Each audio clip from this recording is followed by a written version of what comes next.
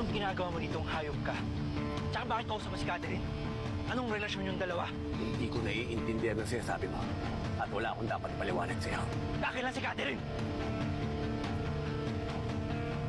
Anong sabi mo? Tarantado ka. Alam mong buntis ang asawa mo ng babae ka ba? Hindi ka na natuto sa sitwasyon ng pamilya natin. Ginaya mo pa sa tatay. Wala kang karapatan. Nahusgahan ako. Sa ating dalawa, ikaw pa rin ang mas masahol. Tanda mo't tanggol. Hindi ikaw ang makakasira sa plano ko. Sabi mo.